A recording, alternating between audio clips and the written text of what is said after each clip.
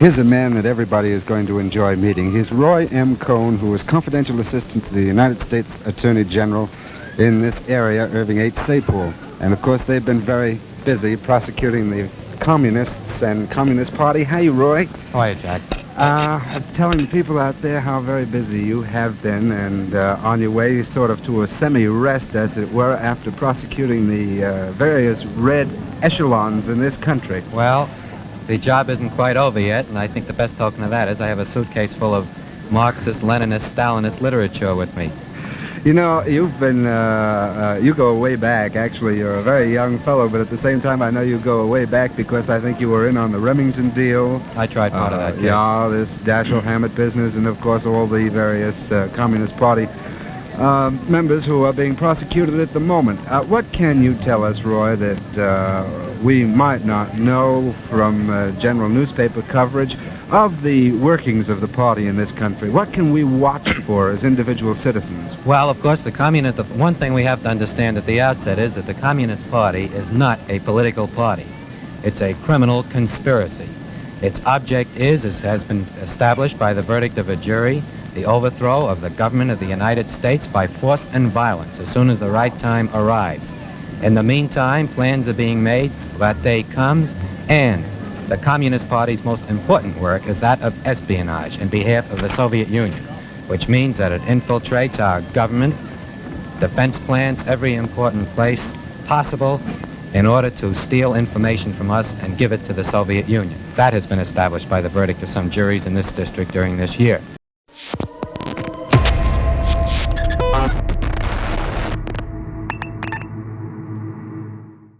Roy Cohn was one of the most influential political operators in the United States.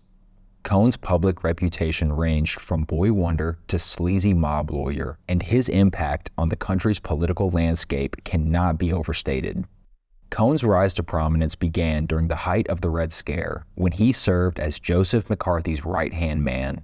However, his influence extended far beyond the realm of anti-communist crusading. He was instrumental in securing electoral victories for prominent politicians in New York and beyond.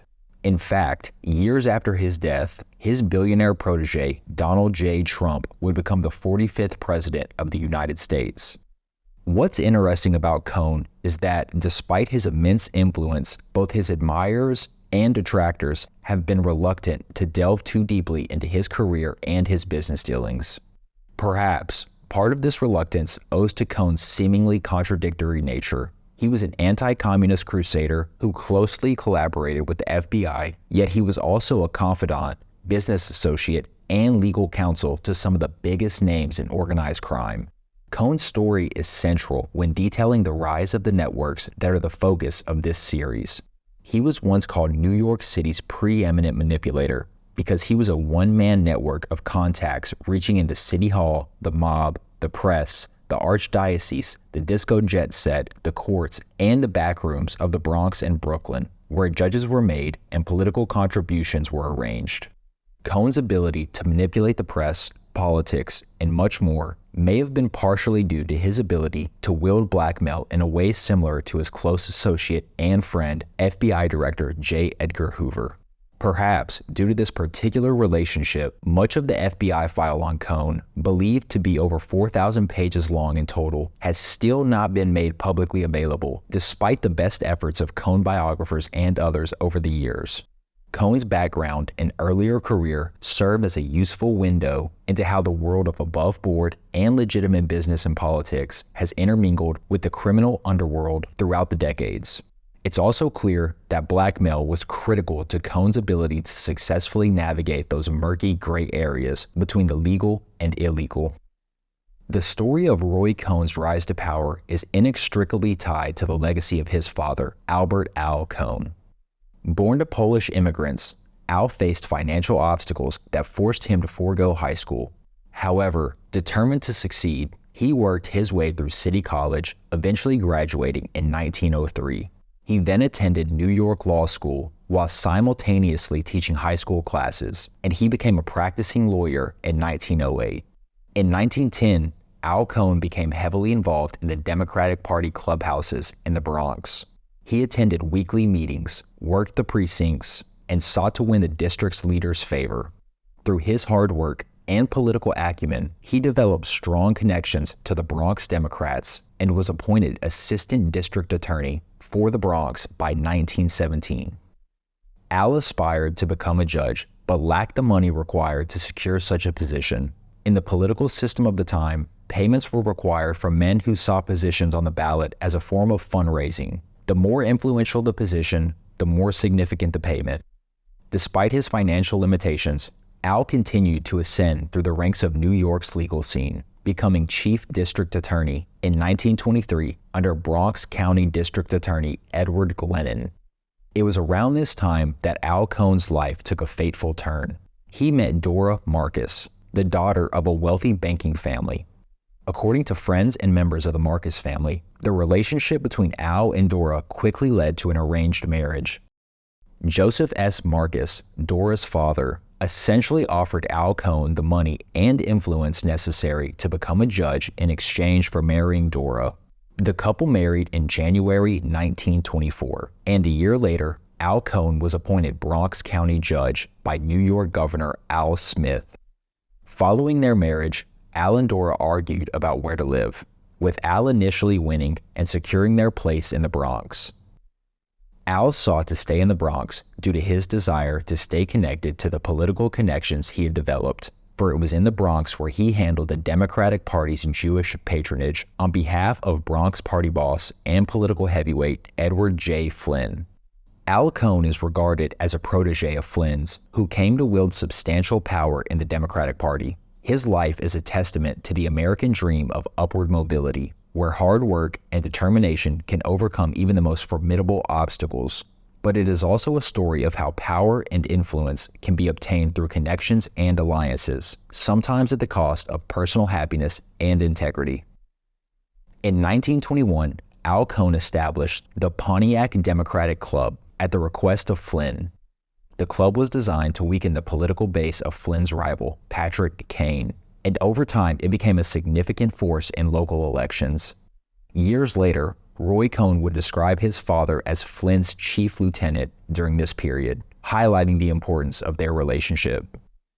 Al was extremely loyal to the Democratic Party. As historian Christopher Elias notes, when the party needed Al to rule a certain way, for reasons political or personal, he followed through. When they needed his support for a specific candidate, he gave it. When the son of a friend and fellow Democratic operative killed a young woman in an automobile accident, Al made a late-night visit to the police station and straightened it out.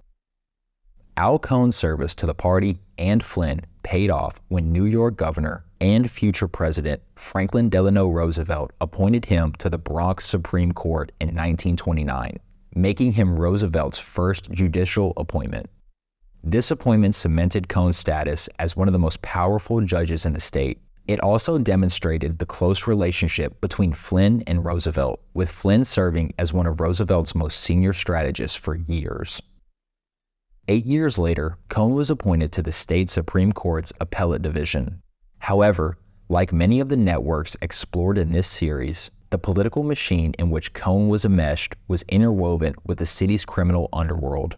The connections between politicians, judges, and organized crime in New York City during this time were often blurred, and the influence of criminal elements could be felt throughout the city's political landscape.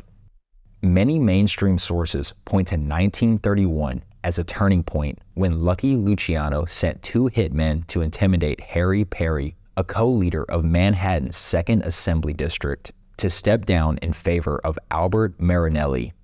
Prior to this, the National Crime Syndicate had already established cozy ties with labor unions, which were a key component of the Democrat Party's power base during the 1920s. Arnold Rothstein, a well-known mobster whom we discussed as being intricately involved in the China-Burma-India opium trade, is credited with initiating this arrangement. Albert Marinelli's ties to the mob dated back to the 1920s as well. He owned a trucking company that Luciano managed during Prohibition, and it was Luciano who helped Marinelli become the first Italian-American district leader at Tammany Hall long before the incident with Perry. These ties speak to the National Crime Syndicate's early influence over New York politics through Tammany Hall. After Harry Perry stepped aside and ceded his position to Albert Marinelli, the National Crime Syndicate's influence over New York City's politics, particularly the Democratic Party, became brazen. Decades-old reports in New York Magazine described the move as giving Marinelli, and by extension Luciano, control over who was chosen to serve on grand juries, as well as the counting of votes in local elections. During the same period Al Cohn was actively involved in New York Democratic politics, the National Crime Syndicate had significant sway over top politicians. For example, Meyer Lansky was known to have contributed to the political campaigns of Al Smith, the governor of New York during much of the 1920s. Smith was a prominent figure in Tammany Hall, the notorious political machine that controlled Democratic Party nominations and was synonymous with corruption. Tammany boss Charles Murphy, who had worked to improve the organization's image, mentored Smith and is credited with his success in politics. However, Murphy's efforts to clean up Tammany's reputation were short-lived, and following his death, many of Tammany's top figures remained closely linked to the city's criminal underworld. In 1932, the National Crime Syndicate tried to rig the Democratic National Convention in favor of Franklin Delano Roosevelt. Al Smith adamantly warned Lucky Luciano, Meyer Lansky, and Frank Costello that Roosevelt would betray them. Smith specifically warned that Roosevelt would break his promise to restrain an official inquiry into criminal activity in New York City. Lansky and Luciano ignored Smith's warnings, but it turned out to be true, as Roosevelt allowed the inquiry, led by Judge Samuel Seabury, to advance after his nomination was cemented. The inquiry exposed extensive criminal activity being conducted by Tammany politicians, leading several top officials to resign. Even Jimmy Walker, the Tammany-backed mayor of New York City and Al Smith's own protege, resigned and fled to Paris to avoid charges. According to Luciano, it was commonly known at the time that the National Crime Syndicate controlled most of New York City's delegates to the convention, demonstrating their considerable influence over the party's dealings in the city.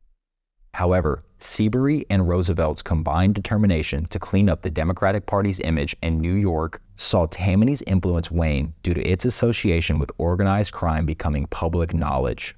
Despite this, the National Crime Syndicate's influence over New York politics remained strong for years to come. Al Cohn remained deeply involved in Democratic politics during this period.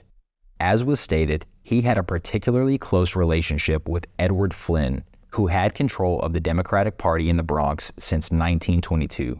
Despite not being a member of Tammany Hall, Flynn was a protege of Tammany Hall boss Charles Murphy and became favored by Franklin Delano Roosevelt after the Seabury inquiry, supposedly because Flynn had managed to keep his district free of corruption. However, some argue that Flynn only appeared to be clean, and he later protected mob-linked politician William O'Dwyer, a famous family friend of the Cohns, from facing criminal charges. William O'Dwyer, not unlike New York Governor Thomas Dewey, rose to prominence in the public eye for his efforts to take down organized crime, specifically Meyer Lansky's Murder Incorporated and syndicate boss Louis Lepke Buchalter. However, the reality of the Buchalter case may have been different than what was publicly reported. It has been suggested that the case was actually the consolidation of mob power into fewer hands, rather than ex-cop O'Dwyer bravely taking on the mob. As was noted by Sally Denton and Roger Morris in their book, The Money and the Power, Lansky himself had arranged for Buchalter to be arrested by the FBI and the Federal Bureau of Narcotics in 1937. This alliance served multiple purposes, including removing a Lansky rival, gratifying J. Edgar Hoover and FBI Director Harry Anslinger in their mutual obsession with popular public image, and further compromising federal law enforcement, which was growing ever more dependent on informers and double agents for its success. Both Dewey and O'Dwyer prosecuted Buchalter with great zeal, gaining considerable recognition for themselves in the process. However, Buchalter had already been consigned to death by both his friends and the government before Dewey and O'Dwyer were ever involved, casting doubt on the narrative that Buchalter's prison sentences and eventual death sentence were merely the result of Dewey's and O'Dwyer's prosecutorial abilities. Further doubt regarding the official story is raised when considering the two's relationship to the same crime syndicate and Dewey's connections to the Mary Carter Paint Company and Resorts International that were discussed in episode 1. Interestingly, during the same year he secured Buchalter's death sentence, O'Dwyer was also meeting with Frank Costello. O'Dwyer later became mayor of New York in 1945, largely due to his anti-corruption public image. However, an investigation launched by an attorney O'Dwyer had once hired, Miles McDonald, brought that image and O'Dwyer's career crashing down. In 1950, McDonald began investigating Harry Gross, who had been running a multi-million-dollar gambling empire in the city. The investigation quickly grew, revealing a series of related rackets throughout the city, most of which led back to James Moran, O'Dwyer's right-hand man during his time as a judge, district attorney, and now mayor. In the midst of the investigation into James Moran, the pressure from the top was mounting. Mayor O'Dwyer denounced the investigation and called it a witch hunt, while Ed Flynn urgently requested a meeting with President Harry Truman. Official records of this meeting do not exist, but it is speculated that Flynn wanted to discuss the implications of the investigation on the Democratic Party and Truman himself. After the meeting, Truman met with the head of New York's Democratic Party and close friend of Flynn's, Paul Fitzpatrick, as well as Eleanor Roosevelt, who still held considerable influence in the party. What McDonald's investigation would reveal, Flynn and Fitzpatrick knew, was that Mayor O'Dwyer was the front man for a system of citywide corruption that was administered by Moran, the mayor's closest political associate. Worse, as the public would find out the following August from the public testimony of a gangster named Irving Sherman, that O'Dwyer and Moran had been meeting personally with the syndicate boss Frank Costello as far back as 1941, and as a former chairman of the Democratic National Committee, Flynn also knew that the urban political operations that had helped elect Franklin Roosevelt to the presidency 4 times and Truman once were based on a system of unsavory alliances. Putting O'Dwyer on the stand would put the Democratic Party in New York and elsewhere on trial. One way to keep O'Dwyer safe from McDonald's grand jury was to get him out of the country. This is precisely what happened. Despite the mounting evidence against O'Dwyer, President Truman appointed him as ambassador to Mexico, allowing him to avoid any charges or further scrutiny. Fitzpatrick expressed his gratitude to Truman for protecting O'Dwyer from prosecution, writing in a letter, "Your recent announcement of the pending appointment of the ambassador to Mexico again proves to me your deep understanding of many problems and your kindness in rendering assistance. May I just say thanks." However, in March 1951, O'Dwyer was forced to return to the U.S. from Mexico City to testify before the Kefauver Committee on his alleged dealings with organized crime. During his testimony, he admitted to having visited Frank Costello's home in 1941 and to appointing friends and relatives of powerful mobsters to public offices, though he became evasive when asked about how much he knew about their ties to organized crime. A subsequent report from the committee stated that during O'Dwyer's term as district attorney and mayor, he and his appointees did not take any effective action against the top echelon of organized crime. In fact, his time as mayor had contributed to the growth of organized crime, racketeering, and gangsterism in New York City. James Moran, O'Dwyer's close ally, would be convicted on 23 counts of extortion for his role in the corruption that McDonald had exposed less than a year earlier. If Bronx political boss Ed Flynn was indeed free of scandal and corruption, his direct involvement with the White House to protect the corruption that enabled O'Dwyer is hard to justify. Rather, Flynn stepped in to protect the system of unsavory alliances that had given his party power, including obvious organized crime ties. Adding to the complexity of the situation, a young Roy Cohn was heavily involved in O'Dwyer's election campaign, at one point bragging about finding dirt on O'Dwyer's Republican challenger. This use of dirt and blackmail in politics would later become a defining feature of Roy Cohn's career and ultimately his legacy. Roy Cohn's upbringing was marked by privilege, but his family's success was not solely due to his father's influence.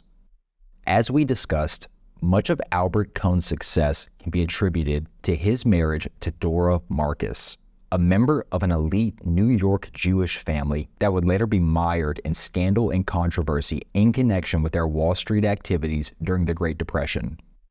Joseph S. Marcus, Dora's father, was a Russian Jewish immigrant who started his career in the garment industry before founding the Public Bank of New York in 1906. He later disposed of his interest in the Public Bank of New York and chartered the Bank of the United States in 1913. One reason for Marcus's decision to create the Bank of the United States was apparently due to problems at the public bank caused by the hiring of William Kolsch as cashier. According to the New York Times, Kolsch's presence at the bank caused friction among the bank's directors. Joseph Marcus created the Bank of the United States alongside William Kolsch and Saul Singer. However, they had different men file the bank's incorporation to conceal their involvement and avoid alerting the leadership of Public Bank that Marcus and Kolsch were the real force behind their new competition. Marcus's new for-profit enterprise was immediately controversial, sparking tensions between the two banks. Public Bank's leadership complained about the location of Marcus's new bank and argued that there was no public necessity for such additional banking facilities in that particular block. Public Bank also took issue with the name, which they argued sounded too similar to historical government-linked institutions. They argued that its name could potentially mislead the uninformed into believing it had a direct connection to the United States government. To drive this point home, Public Bank sent a letter to the Senate Banking Committee written on their behalf by Samuel I. Frankenstein. According to a report on the letter by the New York Times, Frankenstein argued ignorant foreigners would believe that the United States government was interested in this bank and that it was a branch of the United States Treasury in Washington. And if the bank should fail, these poor depositors would bewail the fact that they had entrusted their scant savings to the United States government. He then added, "It must be evident to any impartial mind that the motive and purpose in selecting this very peculiar and misleading name for a bank to be located in a neighborhood almost exclusively inhabited by foreigners, especially when so many other appropriate names could have been so easily adopted, was not a laudable one. This name was not selected through pure accident." In spite of Public Bank's objections, the Bank of the United States was granted its charter by New York State Superintendent of Banks, George Van Tuyl Jr. Interestingly, Van Tuyl Jr. would subsequently become Vice President and Director of Bank of the United States. Although it started with a modest $100,000 in working capital, the bank quickly began attracting business and deposits from the local Jewish immigrant community. By 1925, it had grown to 5 branches. Historian Beth S. Wenger notes that the bank became a point of pride for the New York Jewish community who eagerly embraced the new bank, with many opening savings accounts and borrowing money for fledgling businesses. In 1926, legal action was taken against the bank, requiring an investigation of its financial records. However, the case was dismissed by Judge Joseph Proskauer of the New York State Supreme Court, who claimed that the plaintiffs had failed to present sufficient evidence. However, there are questions about the impartiality of Proskauer in this case, as he had close ties to the same political machine as Albert Cohn and had been appointed by New York Governor Al Smith, who was known to have links to organized crime. Proskauer also served as Smith's political advisor during election campaigns that were financed by Meyer Lansky. All of this occurred while Proskauer was serving on the New York State Supreme Court and subsequently the Appellate Court. Despite these potential conflicts of interest, Proskauer was later appointed as the chair of the New York State Crime Commission in the early 1950s. This appointment raises further questions about the impartiality of Proskauer. The New York State Crime Commission had been established under the direction of Governor Thomas Dewey and was closely tied to both John Foster Dulles and Allen Dulles, who was serving as CIA director at the time of the commission's activities.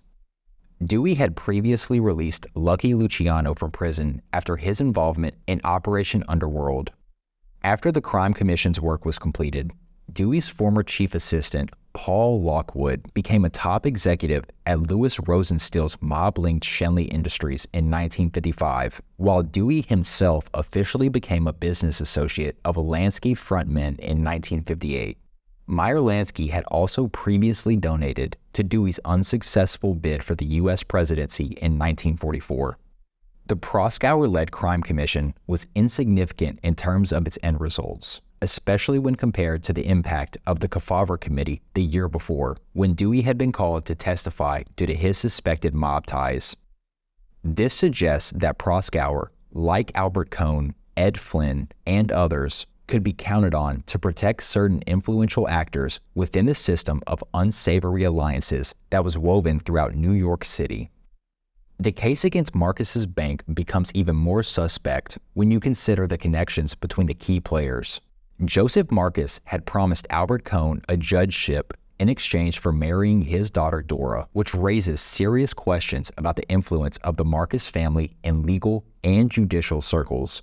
It's important to note that Cohn had already been appointed as a judge for Bronx County by Governor Al Smith just a year before this case was brought against Marcus's bank in 1925. This adds yet another layer of potential conflicts of interest to the already murky situation. Bernard K. Marcus, Roy Cohn's Uncle Bernie, and the son of Joseph Marcus, took over the Bank of the United States after his father's death in 1927. Giving him complete control over the bank's affairs. Prior to his father's death, Bernard had been involved in the bank's leadership since 1919. After becoming president of the bank, he went on an acquisition and merger spree, resulting in the bank's rapid growth from 5 branches in 1925 to 62 in 1930. This included 2 major mergers in 1928 and 2 more in 1929. Making the Bank of the United States the 3rd largest bank in New York City by May 1929. The bank even became a member of the Federal Reserve of New York, which was greatly influenced by the Warburg brothers, Felix and Paul, with Paul Warburg being the main architect of the privately owned Federal Reserve banking system and a powerful force at the central bank during its early years. Due to the Bank of the United States' apparent success, Bernard was praised as a financial wizard, but it was soon revealed that the growth was largely due to fraud and corruption by the Marcuses and Saul Singer. This validated earlier concerns about the bank's practices that had been dismissed by Proskauer. Despite the Black Tuesday stock market crash of 1929, Bernard assured shareholders that the bank was stable. The bank subsequently entered negotiations for its largest merger yet, which would have resulted in the bank managing $1 billion in deposits. This would-be bank was said to be managed by J. Herbert Case, the then head of the Federal Reserve Bank of New York, of which the Marcus-run bank was a member. The merger was set to create another Wall Street behemoth, with Goldman Sachs having a substantial interest in the new bank. The terms of the merger were reportedly negotiated in November 1929. However, in December 1930, rumors began to circulate that the Bank of the United States was insolvent.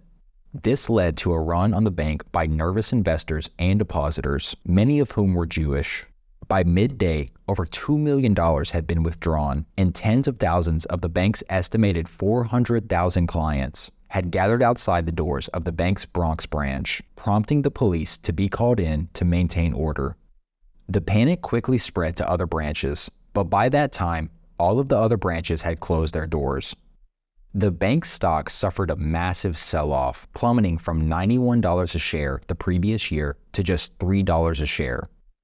Bernard Marcus assured investors that the bank would reopen following the planned merger, but the merger ultimately fell through after the clearinghouse banks involved in the deal examined the books of the Marcus-run bank and pulled out. Superintendent of Banks Joseph Broderick tried to rescue the Bank of the United States with the help of Wall Street's leading bankers, but they failed to find a solution. As a result, New York Governor Franklin D. Roosevelt ordered the bank to be closed, making its failure the biggest in U.S. history at the time. An investigation was subsequently launched, and it quickly became clear that there had been fraud involved. As the investigators dug deeper into the Bank of the United States collapse, it became apparent that Bernard Marcus and Saul Singer were at the center of an elaborate scheme of illegal activity.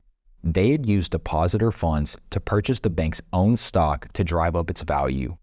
Additionally, they had loaned out over $37 million in highly suspicious transactions, including $10 million in mostly unsecured loans to bank directors and their companies, and $5.5 million in loans to 16 insolvent subsidiaries of the bank in the months leading up to its collapse.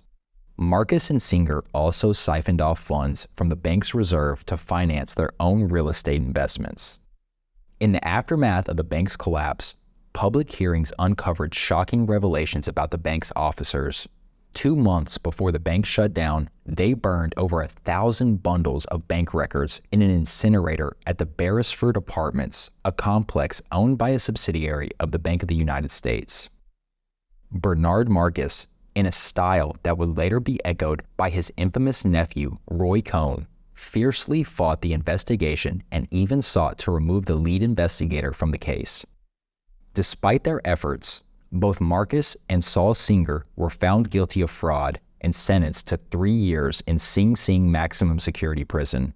Their subsequent appeal was unsuccessful. Members of the Marcus family, including Roy's mother Dora, argued that the failure of the bank was due to anti-Semitism by other banking leaders in New York. Certain New York newspapers echoed these claims.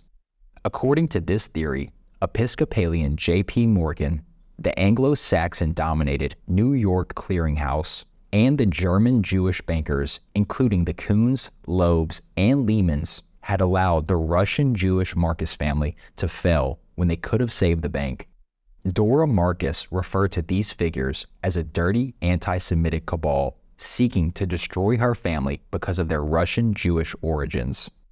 It's worth noting that other banks throughout U.S. history have been allowed to fail without anti-Semitism being blamed.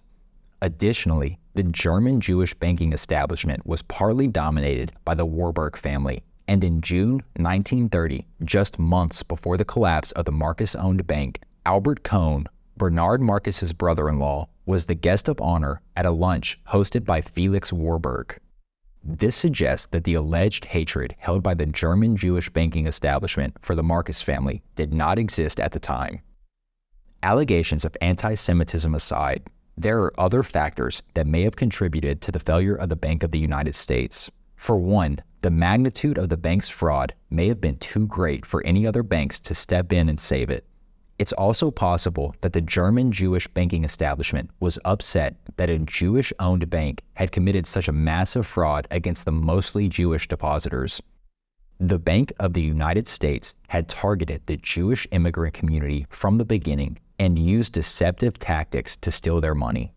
They even advertised their services in Jewish newspapers and magazines shortly before their collapse, despite their fraudulent activities. These factors suggest that powerful interests may have been willing to intervene on behalf of the Marcus-owned bank once, but not a second time.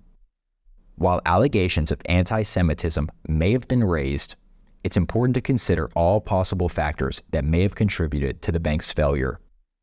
Furthermore, Bernard Marcus was pardoned after serving just 27 months in prison by New York Governor Herbert Lehman. This move seems to contradict the theory that the German Jewish banking establishment sought to destroy Marcus and his family, as Herbert Lehman hailed from the Lehman Brothers banking family and was also close to Albert Cohn, Marcus's brother-in-law. Lehman had even presided over Marcus's appeal and was the only judge who argued for his conviction to be overturned. It's been alleged that it was Albert Cohn who lobbied Lehman to grant the pardon. The trial and imprisonment of Bernard Marcus had a profound impact on his nephew, Roy Cohn. Roy believed that the conviction was unjust and that his uncle was used as a scapegoat by the anti-Semitic cabal. Some of Roy's cousins even suggested that Bernard's conviction is what led him to fight the establishment. However, it is more likely that Cohn's behavior stemmed from a general resentment of the law and a belief that it did not apply to him. This sentiment was also evident in Bernard Marcus's conduct during the investigation and trial related to his role as the president of the Bank of the United States. Roy Cohn's grandfather and uncle were not the only influential individuals on his family's maternal side. Celia Cohen Marcus, his grandmother, was the sister of Joshua Lionel Cohen, who founded Lionel Corporation, a well-known producer of model railroads and toy trains. Cohen's origins began while working for Acme Electric Light Company, registering patents for lamps and motors in 1899. The same year, he was awarded a $12,000 contract from the U.S. Navy to design and manufacture fuses to ignite submarine mines. Cohen used the money to finance the creation of Lionel Corporation in 1900. While he is best known as the longtime and founding president of Lionel Corporation, he was also a director of the Bank of the United States at the time of its demise. While Bernard Marcus had been convicted and sentenced to prison in Sing Sing, Cohen managed to avoid charges with the help of Fred Pitteritt, the special deputy banking superintendent overseeing the bank's liquidation. Despite personally attending bank directors' meetings where fraudulent loans were approved, Cohen settled for only $5,000 and claimed to have known nothing of the bank's criminal activities. This again weakens the theory that the prosecution of Bernard Marcus was part of a plot against the Marcus family by other Jewish banking families. As a side note, Pitteritt's son would become a prominent figure at the New York Federal Reserve. Lionel Corporation would peak in the 1950s as the world's largest toy manufacturer, but its success was short-lived, and by the end of the 1950s, Cohen and his son had sold their shares to none other than Roy Cohn himself. Roy's involvement with the company was mired in controversy, with allegations of suspect financial activity and ties to organized crime networks. Friends of Cohn's claimed that he persuaded people to buy Lionel stock while secretly shorting the company, resulting in financial losses for investors. Cohn also sidestepped federal regulations by borrowing large sums from U.S. and foreign sources to buy Lionel stock and had already become involved with mob figures like Mo Dalitz and Tony Salerno. Roy Cohn's family tree has been the subject of various claims and allegations. According to his biographer, Nicholas von Hoffman, Cohn's maternal grandmother, Celia Cohen Marcus, was rumored to have suffered from serious mental illness. Similarly, one of his uncles, Jesse Marcus, was suspected to be either mentally retarded or brain damaged, possibly due to a congenital condition or the misuse of forceps during the delivery. Some members of the Cohn family even believed that Dora Marcus, Roy Cohn's mother, required institutionalization due to her eccentricities. These accounts provide insight into the potential influences and challenges that Cohn may have faced growing up. One cousin recalled how Dora dominated her son from the moment he was born in 1927, telling her husband Al, "This is my baby. I'm going to bring this child up, and you're going to have nothing to say about it." Roy Cohn's childhood and relationship with his mother had a profound impact on his character. According to some of his relatives, his mother's neurotic and sociopathic tendencies left an undeniable mark on him.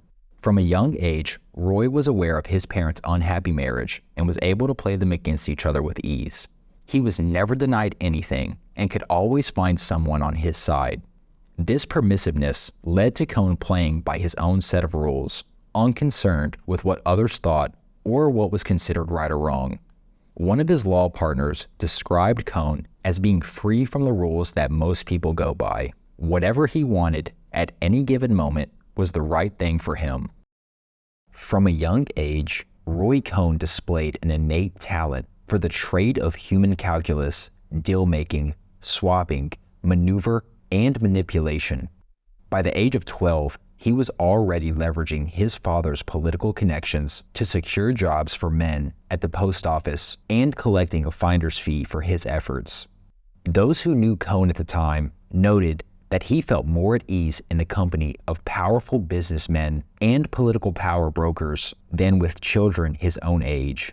However, Despite his differences, Cohn did develop a small group of close childhood friends, some of whom would go on to dramatically impact his career trajectory.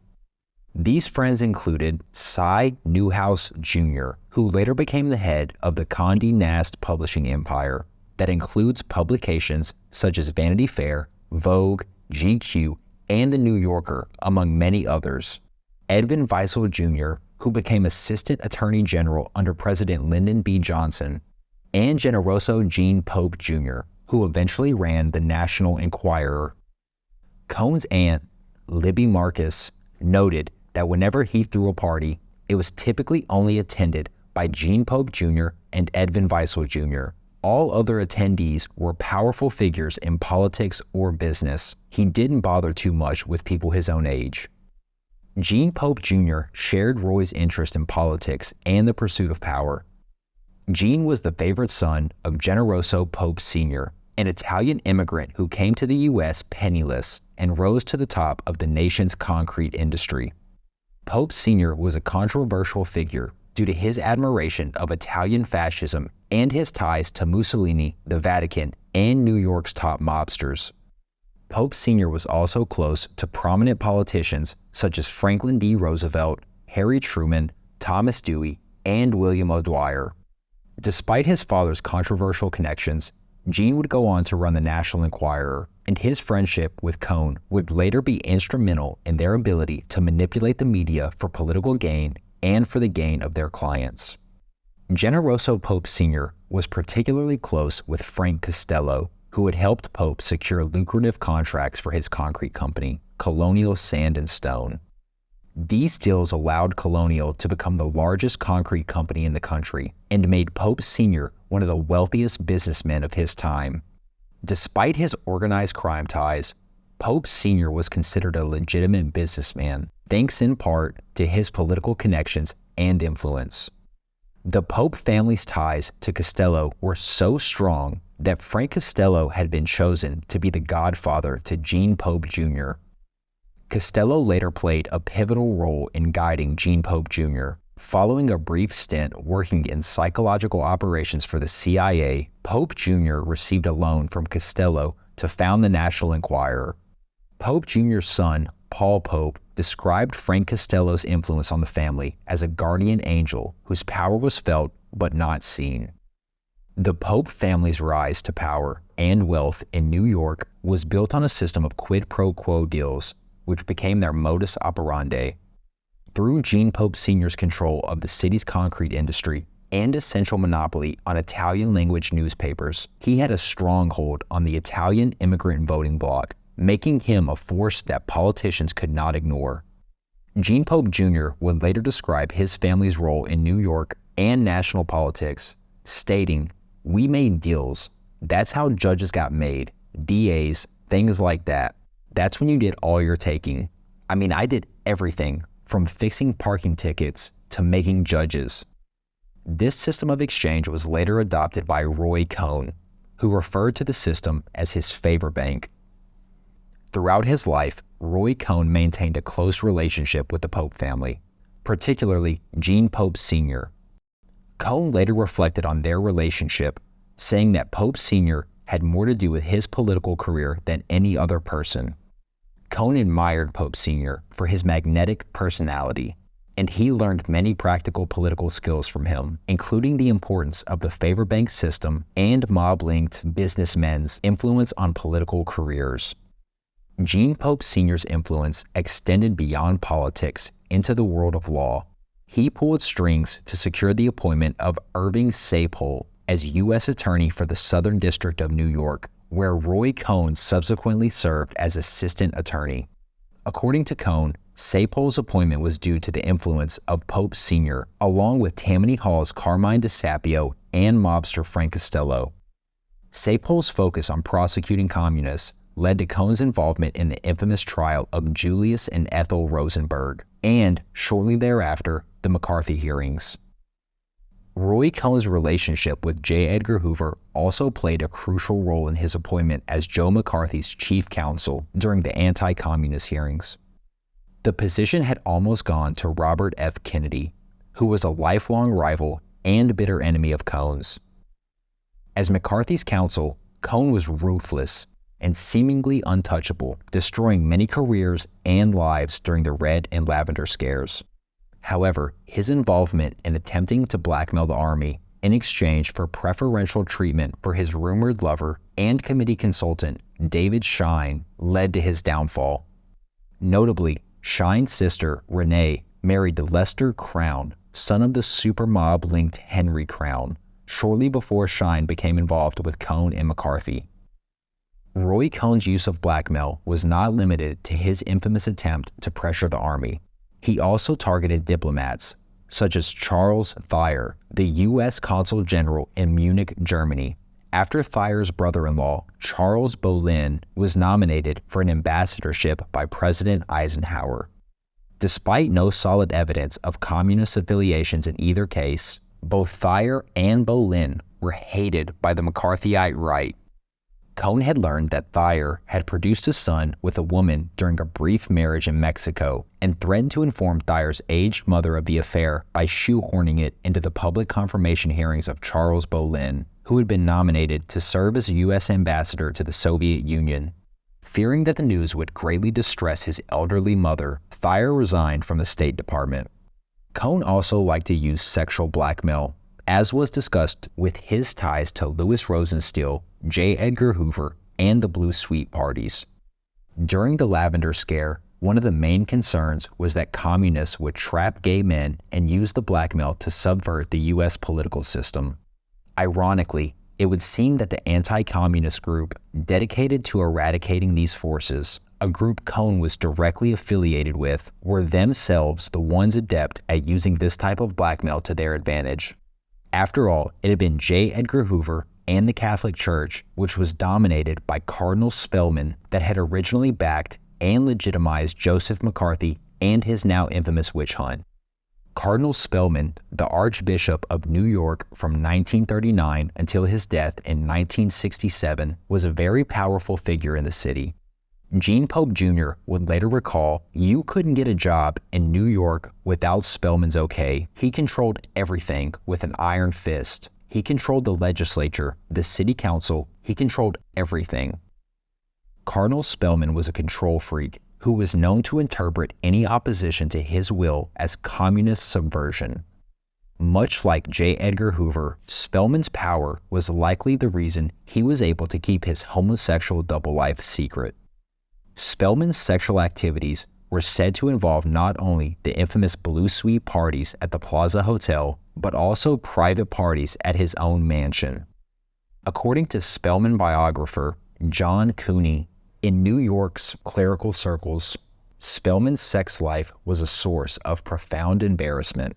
There were stories of him seducing altar and choir boys, having his favorites among handsome young priests, and was said to have had lovers both inside and outside the clergy. There's an interesting anecdote related to Cardinal Spellman's private life, which sheds some light on his attitude towards his affairs. According to John Cooney, a choir boy who had a sexual relationship with Spellman was particularly vocal about it. Sex researcher C.A. Tripp stumbled upon this relationship accidentally and was surprised that Spellman wasn't more discreet about it. Tripp asked the choir boy why Spellman wasn't worried about his reputation being damaged if news got out, to which the boy replied, "The Archbishop says, who would ever believe that?"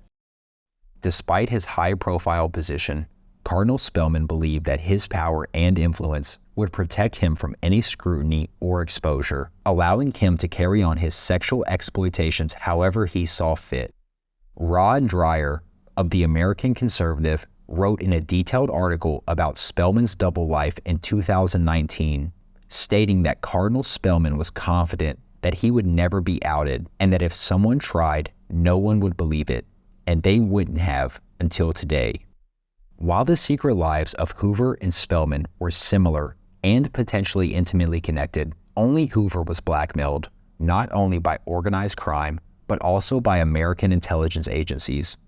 According to David Talbot's book, The Devil's Chessboard, In mid-1953, CIA Director Alan Dulles' ally, William Bundy, was targeted by Senator Joseph McCarthy's witch hunt. This led Dulles to put the squeeze on Hoover, who continued to feed McCarthy and Roy Cohn damaging information on his Washington enemies. Alan Dulles, himself the subject of a thick dossier in Hoover's office documenting his adulterous trysts, made sure the CIA maintained the blackmail on Hoover. Talbot notes, and as we discussed in Chapter 2, the CIA counterintelligence chief James Angleton was rumored to have possessed and shown off pictures of Hoover and Clyde Tolson together. Dulles had also compiled a lengthy dossier on Joe McCarthy's sex life, which included allegations of homosexuality. Talbot details these allegations.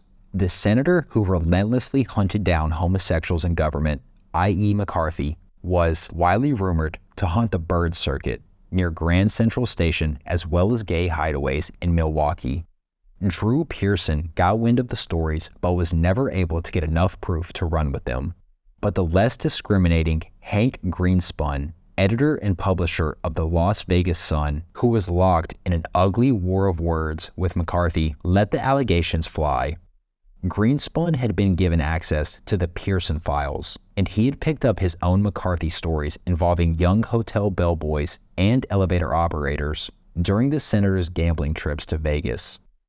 Joe McCarthy is a bachelor of 43 years, wrote Greenspun. He seldom dates girls, and if he does, he laughingly describes it as window dressing. It is common talk among homosexuals who rendezvous at the White Horse Inn in Milwaukee that Senator Joe McCarthy has often engaged in homosexual activities. In the world of Beltway blackmail, allegations of Senator Joseph McCarthy's homosexuality were dismissed by J. Edgar Hoover's inner circle, as Hoover had his own set of secret files on McCarthy's sex life. Instead of homosexuality, Hoover's files allegedly contained disturbing stories of McCarthy drunkenly groping young girls, allegedly so frequently that it became common knowledge around the Capitol. Walter Trohan, Washington bureau chief of the Chicago Tribune, witnessed McCarthy molest one such girl and remarked, "He just couldn't keep his hands off young girls. Why the communist opposition didn't plant a minor on him and raise the cry of statutory rape, I don't know."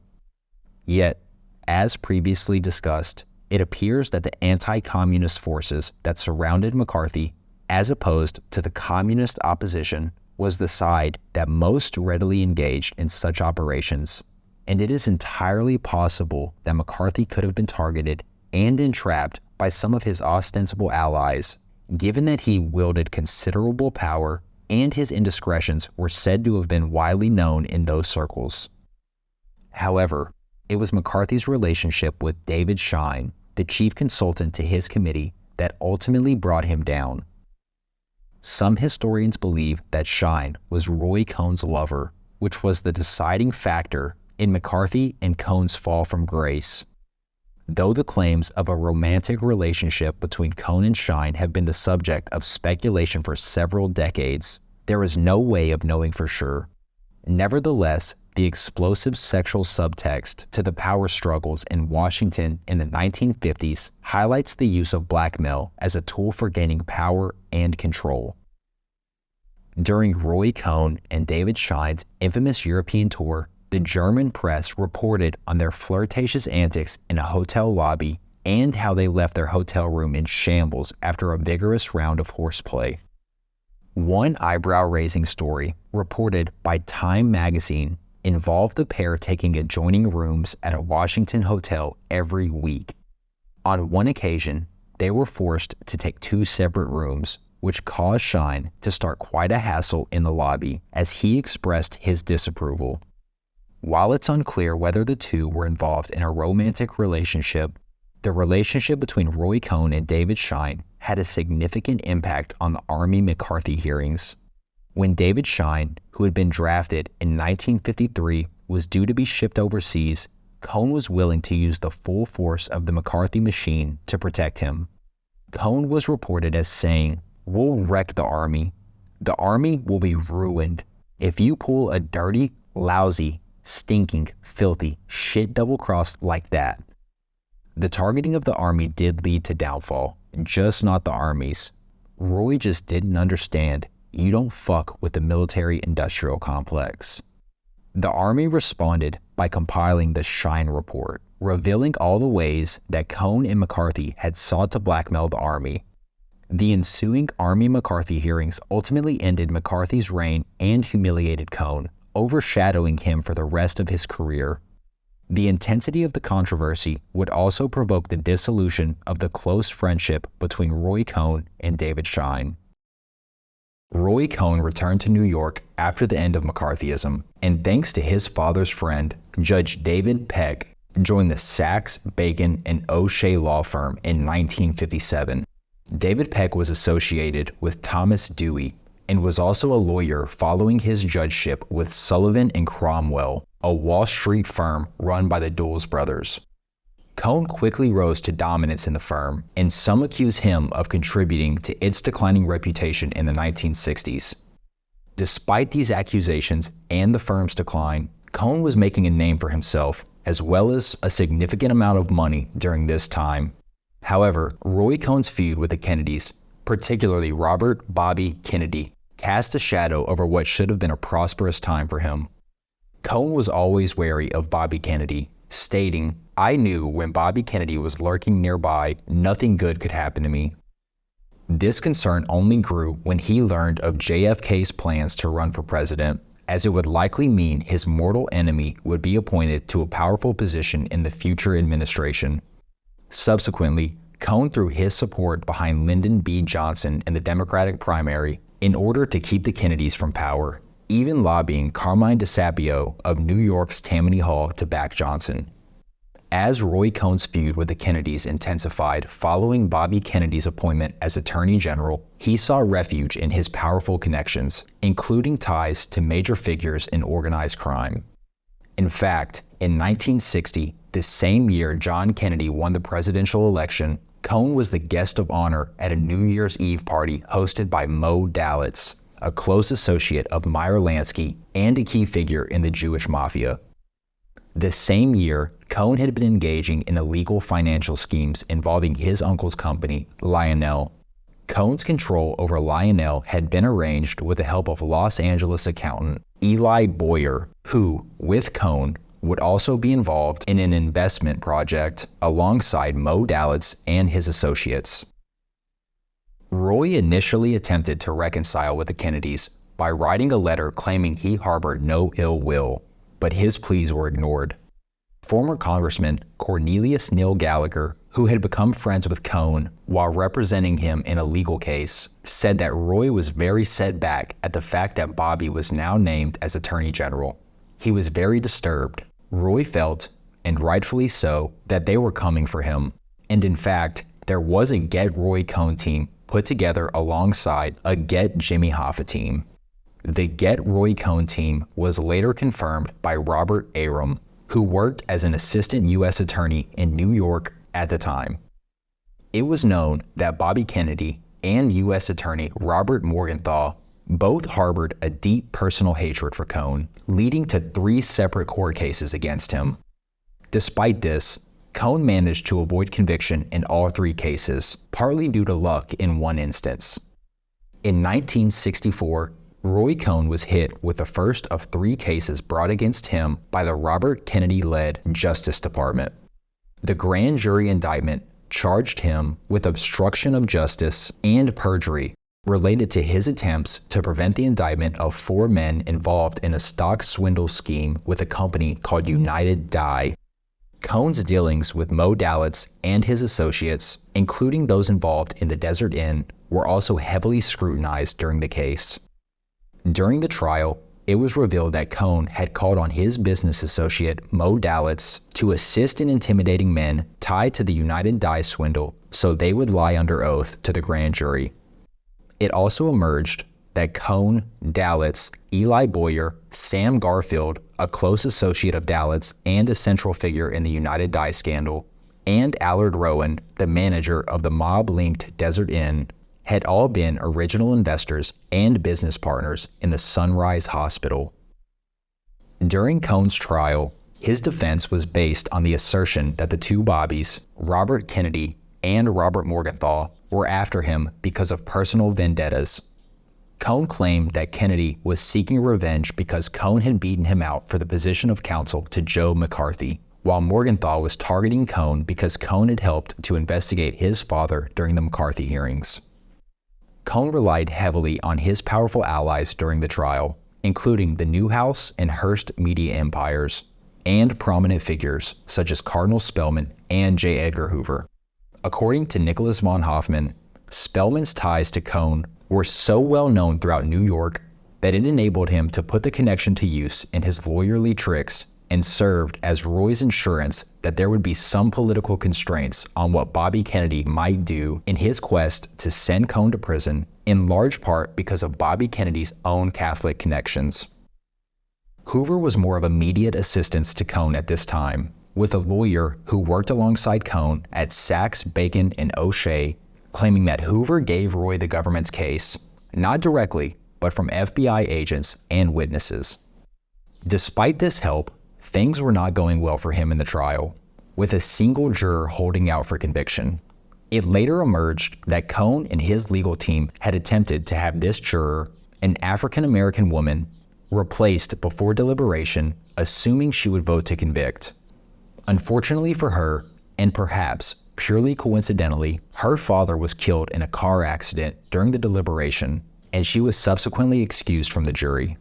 The presiding judge reluctantly ruled a mistrial as a result of her dismissal.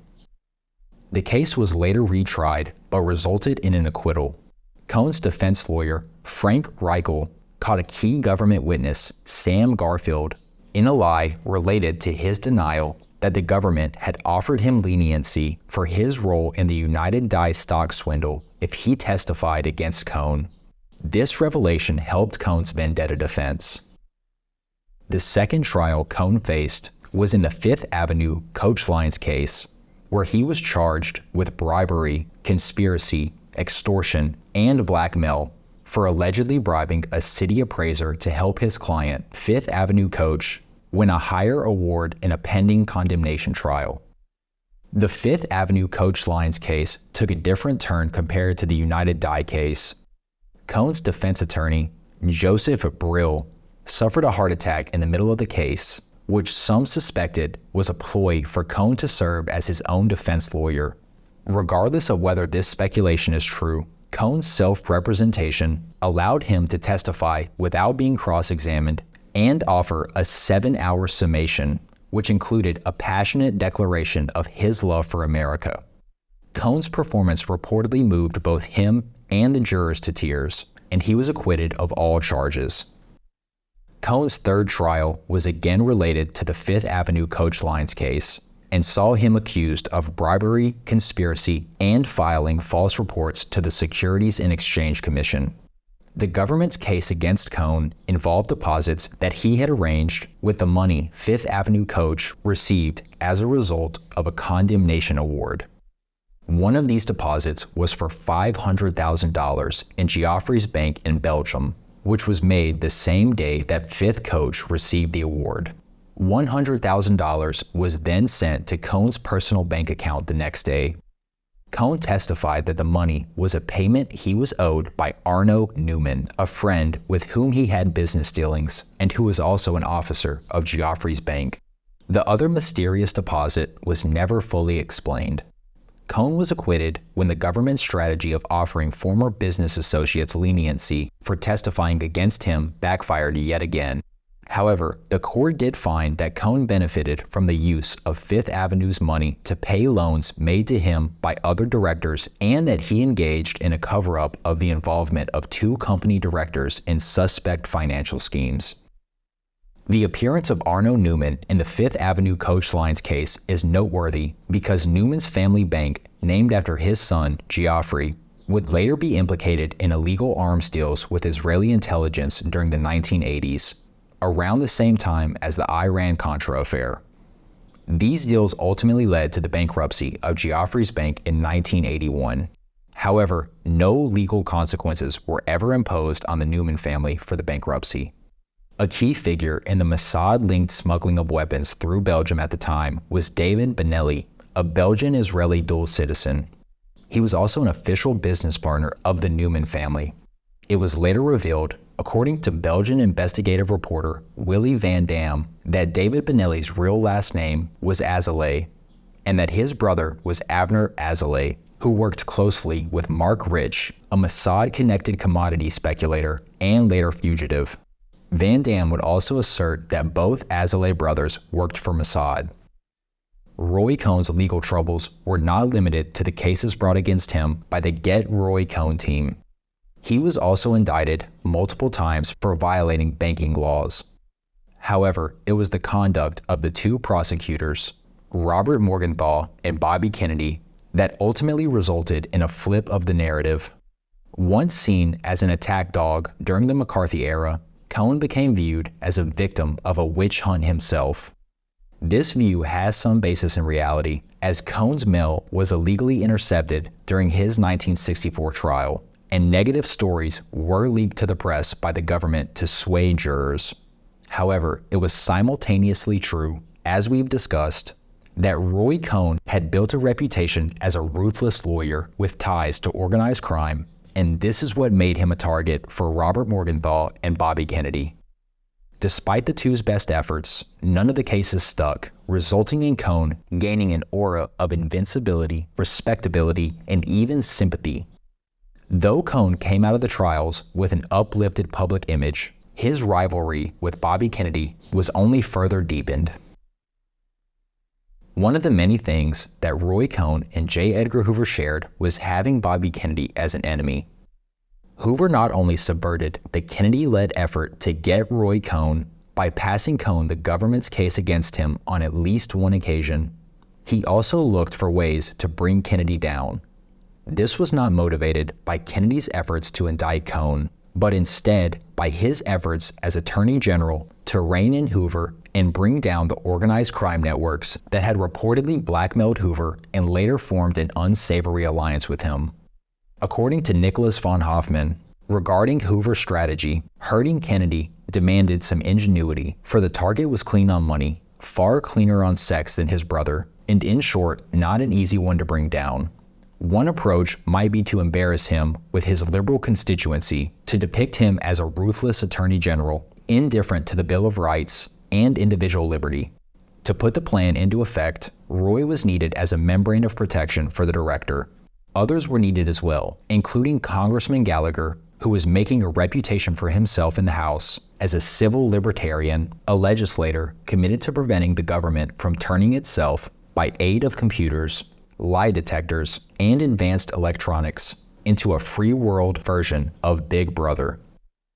Roy Cohn, known for his connections to the mafia and corrupt political figures, once called his friend Cornelius Neil Gallagher to set up a meeting with a man named Sid Zagri. Zagri was the chief lobbyist for the Teamsters Union and claimed to have information about real, substantive abuses in the United States that could lead to congressional hearings. It's important to note that at the time, Bobby Kennedy had targeted Cohn and also had his sights set on Jimmy Hoffa, the organized crime-linked head of the Teamsters Union. This meant that the Teamsters had their own score to settle with Bobby Kennedy, making their meeting with Cohn all the more suspicious. During the meeting, Sid Zagri presented a trove of documents to Neil Gallagher that aimed to discredit Bobby Kennedy's strike force concept and requested Gallagher host hearings over the material. Gallagher was hesitant and questioned the legality of how the documents were obtained, to which Zagri responded that Roy Cohn had promised Neil would do as requested. The meeting turned sour, and Neil Gallagher ejected Zagri from his office. Cohn called Gallagher the day after the meeting with Zagri, angry that Gallagher had not committed to hosting hearings on the documents. He revealed that the documents were authentic and came from the FBI, telling Gallagher, "You made a big mistake. The documents all come from Mr. Hoover and Mr. Deke DeLuch. Mr. Hoover will consider it a very personal favor if you chair these hearings. He's sick and tired of the bullshit of Bobby Kennedy." Cohn promised that if Gallagher hosted the hearings, he would receive favors from both Hoover and Teamster boss Jimmy Hoffa. However, Gallagher did not want to get involved in the battle, stating, "I don't agree with what Bobby's doing. I think it's horrible. I don't agree with what Hoover's doing. It's even worse." Cohn warned him, "You're going to be sorry. I know how the FBI work. If you're not their friend, you're their enemy." Cohn later sent Gallagher a letter prepared for his signature, demanding that the Attorney General at the time, Nicholas Katzenbach, appear before a congressional committee regarding the illegal bugging of civil rights activist Martin Luther King Jr. When Gallagher asked who had prepared the letter, he found out it was Roy Cohn. Cohn, when contacted by Gallagher, asserted that Hoover had dictated the letter because he's sick and tired of Bobby Kennedy proclaiming himself the great liberal when he himself signed the authorizations of this bugging. Despite Cohn's pressure, Gallagher declined to host the hearings and refused to sign the letter. Cohn once again warned him, "I told you before, if you're not their friend, you're their enemy. They're gonna get you." In 1968, during Gallagher's re-election campaign, Hoover made good on this threat and leaked a story to Life magazine that accused Gallagher of being tied to mobster Joseph Bayonne Joe Ziccarelli. The story was based on transcripts of taped conversations allegedly between Gallagher and Ziccarelli. While the FBI later denied the authenticity of these recordings, some have suggested that the tapes might have been genuine, and the FBI only denied their validity to avoid admitting they had illegally wiretapped Gallagher. Given that Gallagher had been friends with Roy Cohn for a long time, and Ziccarelli's connection to Louis Rosenstiel, who was close to both Cohn and Hoover, the Gallagher-Ziccarelli tie is not outside the realm of possibility.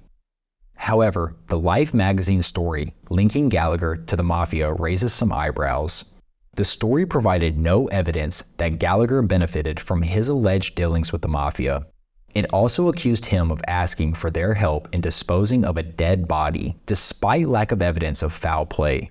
Furthermore, the article did not explain why Gallagher did not call the police or a doctor if the man had died of natural causes on his property.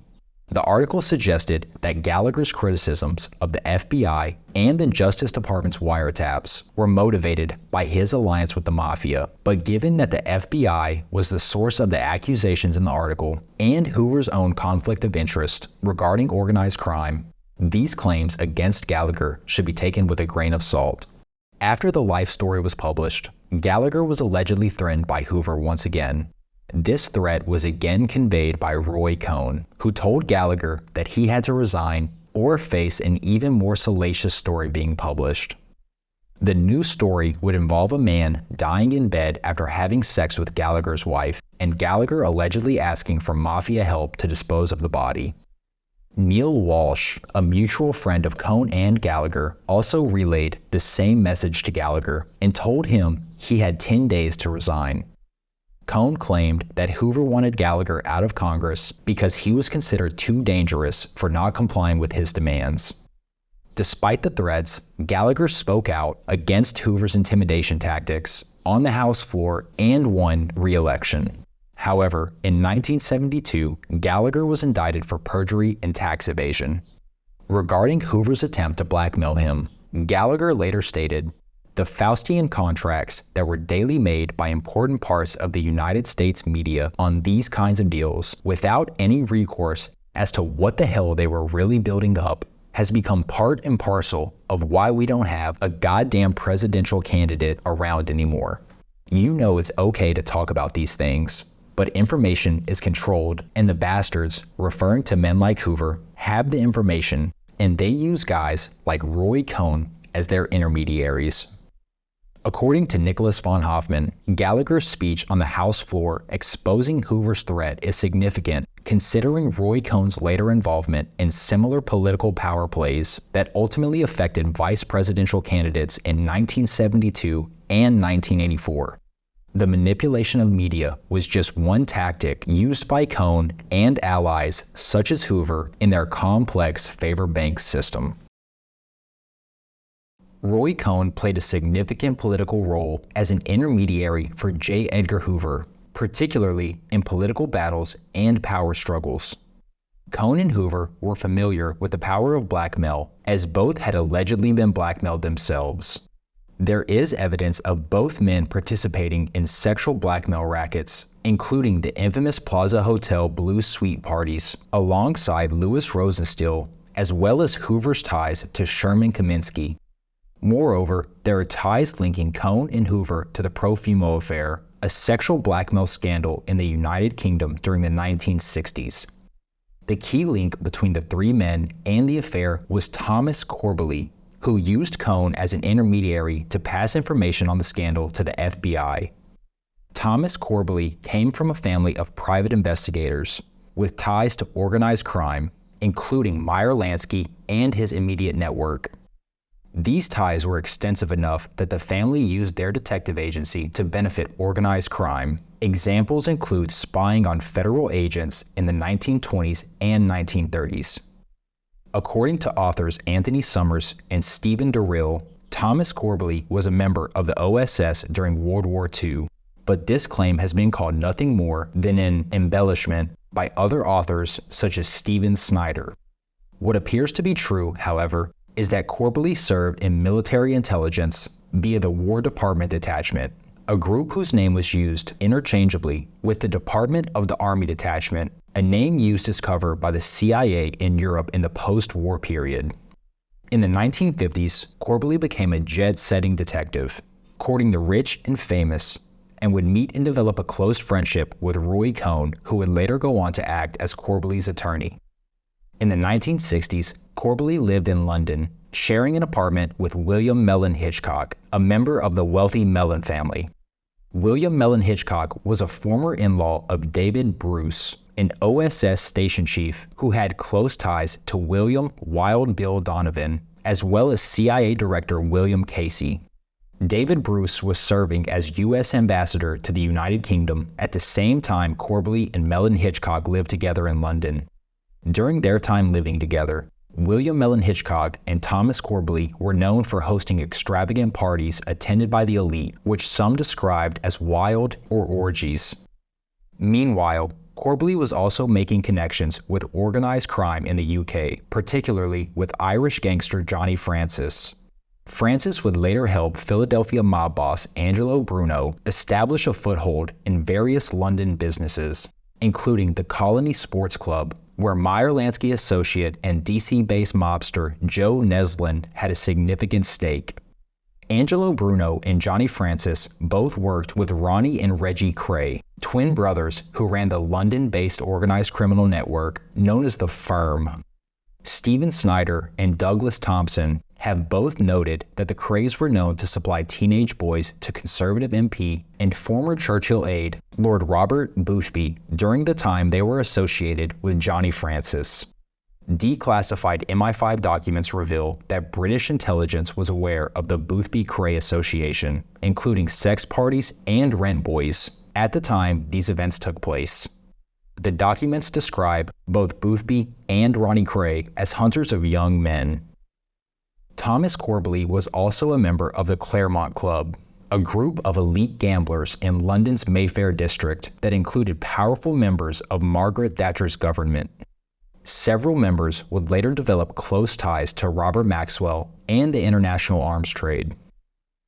The Claremont Club was opened by John Aspinall, who gave Corbally £3,000 shortly after opening the exclusive casino.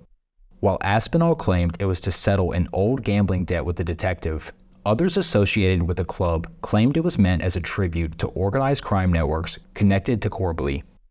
Claremont Club members at the center of this nexus included David Sterling, Sir James Goldsmith, and Roland Walter Rowland. Lord Robert Boothby was also a member of the Claremont Club. David Sterling and Roland Walter Rowland had significant ties to the global arms trade, as well as relationships with Saudi weapons dealer Adnan Khashoggi and Jeffrey Epstein. Both Sterling and Rowland were also connected to the Iran-Contra operation. Rowland and James Goldsmith were also close associates of Robert Maxwell. Goldsmith was also tied to white-collar crime-linked figures such as Charles Keating, Michael Milken, and Jeffrey Epstein.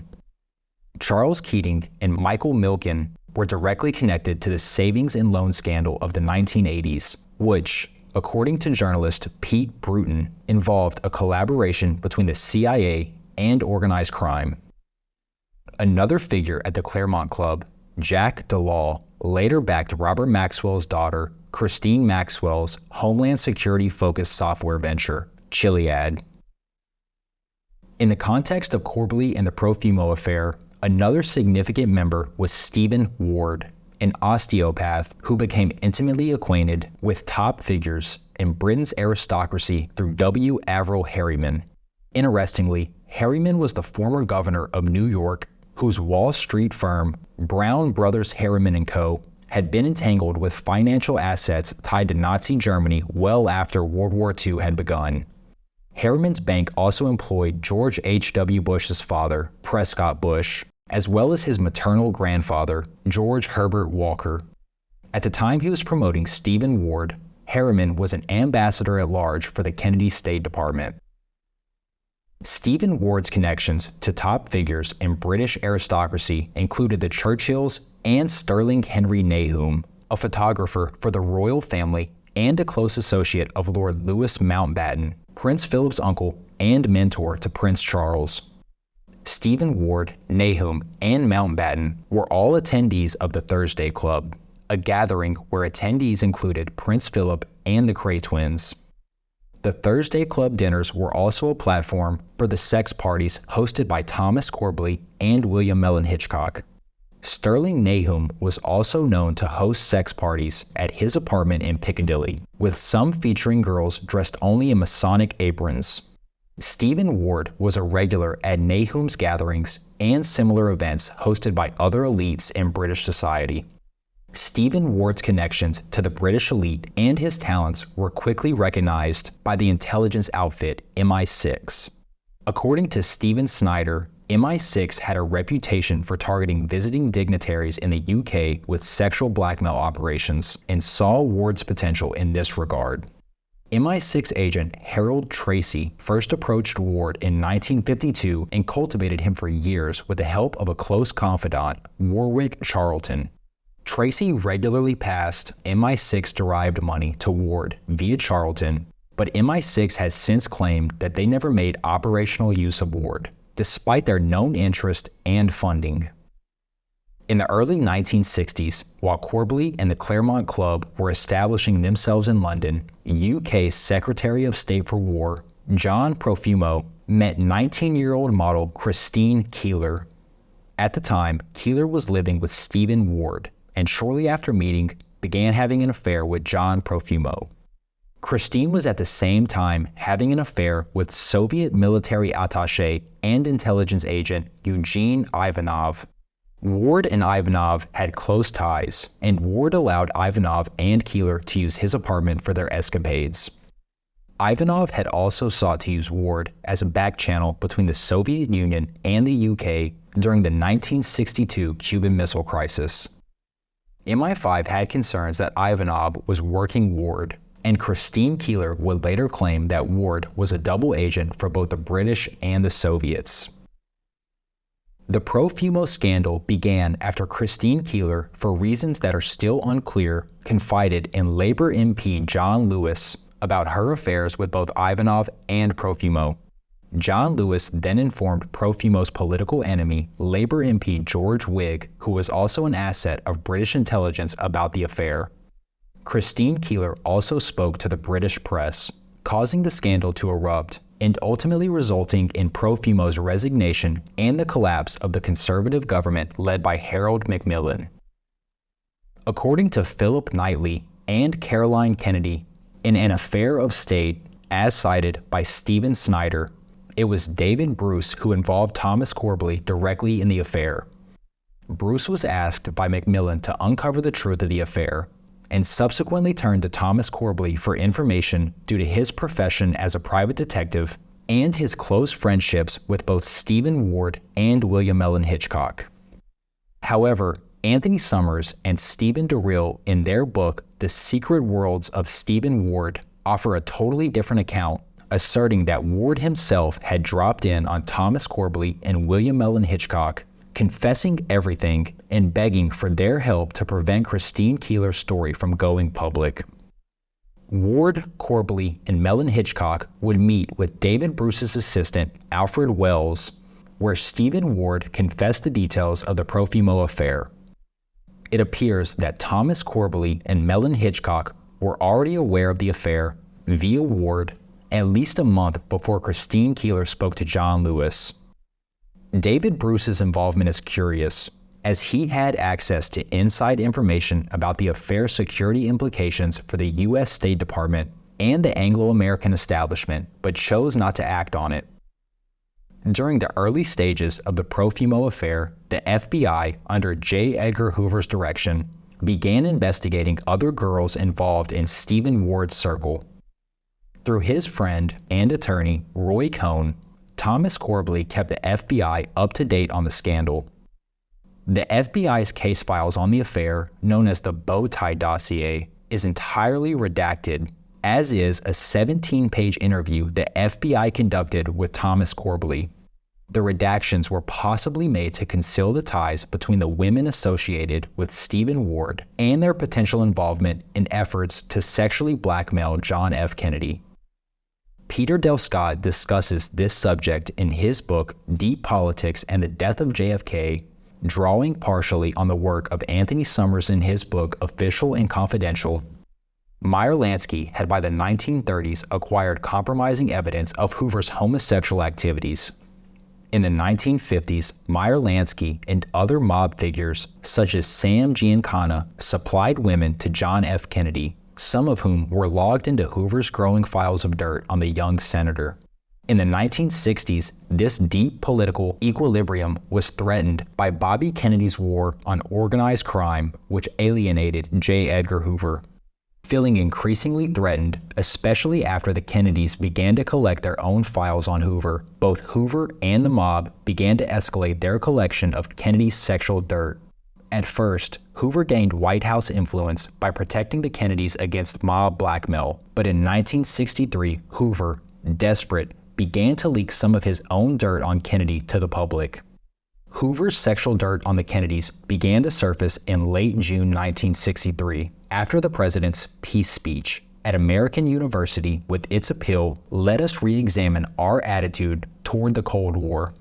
On June 20th, the U.S. and the Soviet Union signed an agreement establishing a hotline between the Kremlin and the White House.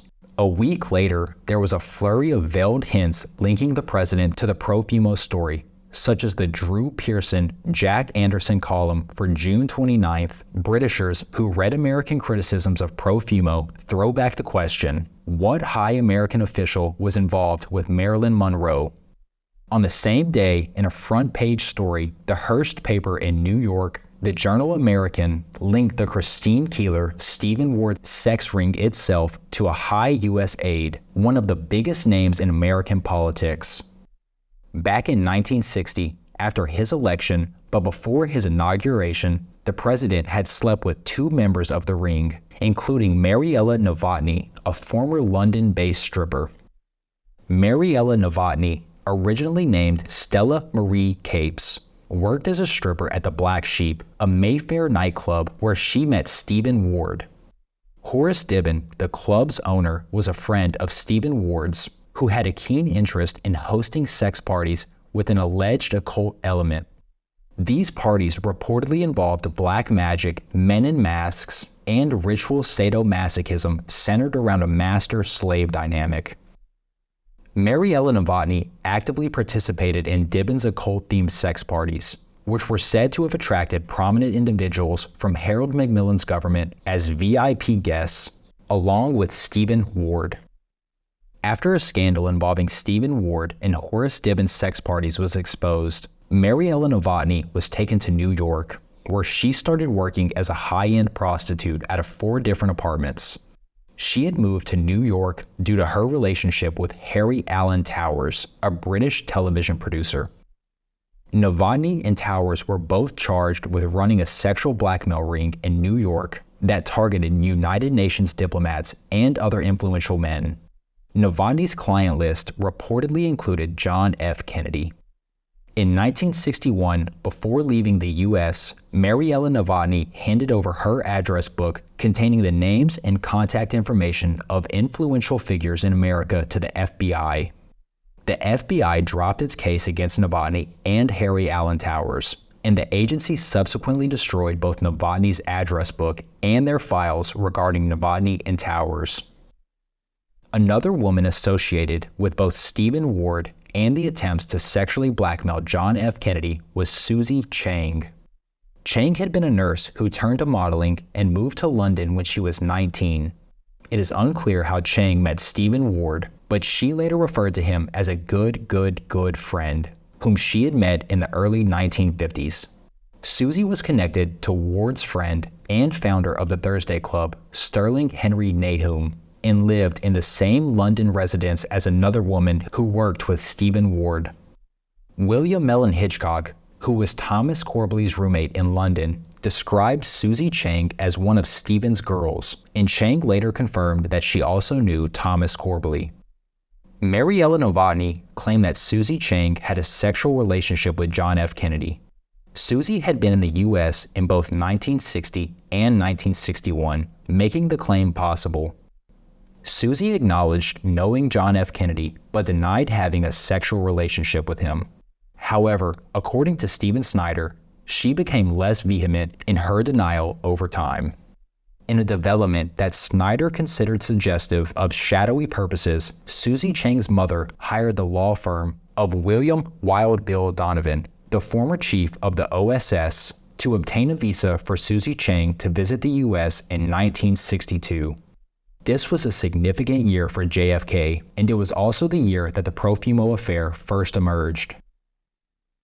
The Profumo Affair emerged in the midst of the Cuban Missile Crisis, which may have influenced Christine Keeler's decision to go public with her story, as Keeler's revelations caused a scandal that destroyed her lover's career and triggered the downfall of the Macmillan government. During the crisis, Ivanov attempted to use Stephen Ward as a back channel to organize a summit conference in England to resolve the crisis. However, the timing of the Profumo Affair ensured that Ivanov was quickly recalled to Moscow, tarnishing any plans for the summit. As Peter Del Scott points out, the reports attempting to link John F. Kennedy to the Profumo Affair only emerged after his June 1963 peace speech. The speech deeply unsettled the anti-communist factions that included Hoover and Cohn, and stories attempting to tie Kennedy to the scandal were quickly published in the Hearst-owned journal American. Anthony Summers notes that the paper's editor, Guy Richards, was very much involved in anti-communist networks and had excellent intelligence connections. It should also be noted that Roy Cohn had a close personal relationship with Richard Berlin, the top manager of Hearst newspaper conglomerate that owned the journal American. Berlin and Cohn were longtime friends, and Cohn was known for placing stories in Hearst newspapers and other publications owned by his close associates, such as Cy Newhouse, to benefit his clients and network. While the Profumo Affair was Thomas Corbely's most infamous tie to sexual blackmail rings, it seems that he had a long history of involvement with blackmail and other illicit activities. In addition to his connection to the Profumo Affair, he claimed to have started the VIP S&M scene in the Hamptons, which he imported from the UK, and was also associated with Heidi Fleiss, the notorious Hollywood madam. He was also said to have had numerous pictures of various individuals engaged in some rather strange sexual practices that were staples of these parties. However, it's important to note that not all of his connections were necessarily tied to sexual blackmail. For example, he was also connected to Jules Kroll of Kroll and Associates, which was known as the CIA of Wall Street, and was believed by French intelligence to have had been a front for the CIA. Interestingly, Corbely was credited by some with the initial success of Kroll and Associates. Another noteworthy individual in Thomas Corbely's inner circle was his mentor, John Steve Brody. Brody was a private investigator with a checkered history, having had several encounters with the legal system, including for his involvement in wiretapping then New York Mayor William O'Dwyer on behalf of his longtime employer, Clendon and Ryan. Ryan was also the chief financial backer of International Services of Information Foundation, a private intelligence organization that was founded by OSS veteran Julius Amos. Following his time in the OSS, Amos invested in companies within the country's burgeoning military-industrial complex, some of which were suspected to be fronts for CIA money laundering. Charles Willoughby, Douglas MacArthur's former intelligence chief, was another notable figure connected to the International Services of Information Foundation, where he served as a trustee. Clendenin Ryan's son, Clendenin Ryan Jr., had a close relationship with Douglas Caddy, who headed an anti-communist group called Young Americans for Freedom.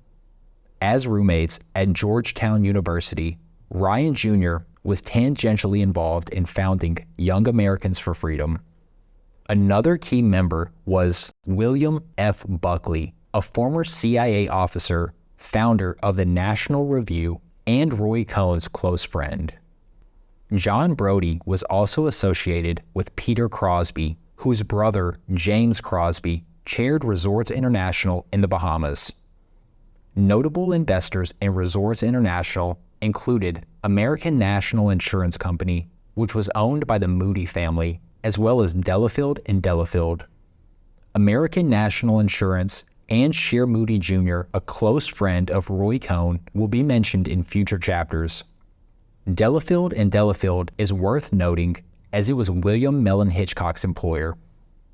Peter Crosby, a stock manipulator connected to organized crime figures, was involved in the financial schemes surrounding the United Dye stock swindle, which led to Roy Cohn's indictment in the early 1960s. In the 1970s, Crosby and Brody were arrested together, but only Crosby was imprisoned. According to journalist Gary Webb, Brody was not convicted due to his past work with the CIA, an association that Brody denied but was confirmed by Crosby's associates. Webb reported that papers seized from Crosby and Brody at the time of their arrest showed that the two men were involved with many of the same individuals believed to be part of a nationwide network of con artists and organized crime figures. Crosby was certainly associated with such a network. For example, prior to his arrest in 1973, Peter Crosby was involved in questionable financial dealings with William McCarthy, the brother of Texas oil magnate Glenn McCarthy.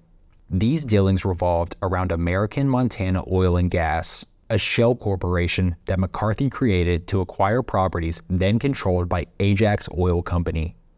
Other companies, including Sundown Oil Company, which had Paul Roland Jones as a director, were also involved in McCarthy's plans to take over Ajax.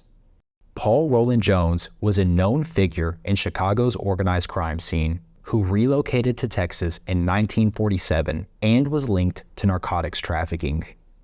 It's worth noting that Jones had connections to Jack Ruby, the infamous gangster who killed Lee Harvey Oswald after the assassination of President John F. Kennedy. Crosby and McCarthy also worked with satirist Sonny Basoulis as part of this elaborate scheme.